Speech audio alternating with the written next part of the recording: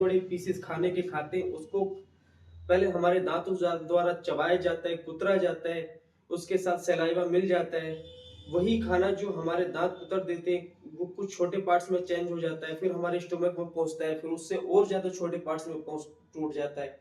तो इसी तरीके से कहा जाएगा कि डाइजेशन है कि खाने के बड़े टुकड़ों का छोटे टुकड़ों में टूट जाना ही डाइजेशन कहलाता है। अच्छा, डाइजेशन की जो प्रक्रिया है वो कहां से शुरू हो जाती है?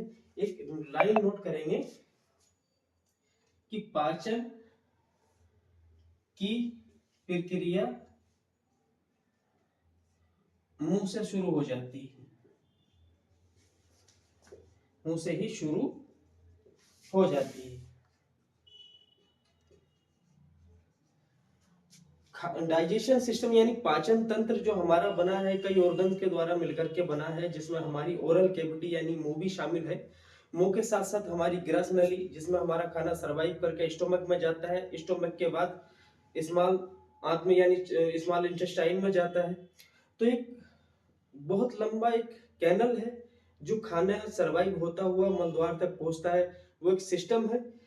तो कहा जाएगा कि खाने का जो पाचन है वो कहाँ से शुरू हो जाता है? खाने का पाचन हमारे मुंह से शुरू हो जाता है। जब खाने को हम चबाते हैं उसके साथ साथ हमारी लार खाने में मिक्स हो जाती है, तो वहीं से हमारे खाने का पाचन शुरू हो जाता है। अब आगे हम आपको बताने वाले हैं कि कैसे खाना किन स्टेप्स से आगे बढ़ता है और कौन कौन से अंग शामिल है।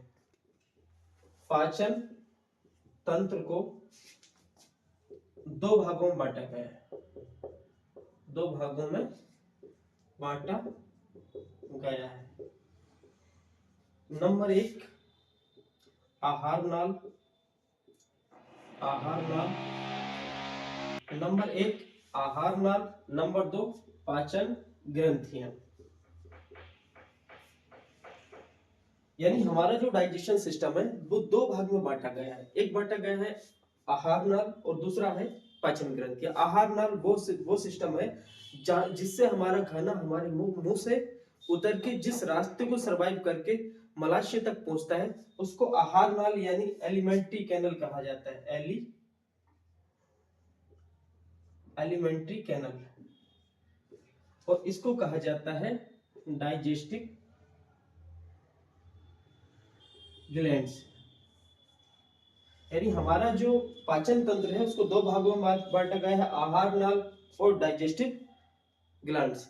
अब मैं आपको क्लियर करा देता हूं कि आहार नाल किन किन अंगों के द्वारा हमारा मिलकर बना है, इसकी लंबाई कितनी है, इसका प्रोसेस क्या है खाने का, ये मैं आगे आपको क्लियर करा देता हूं।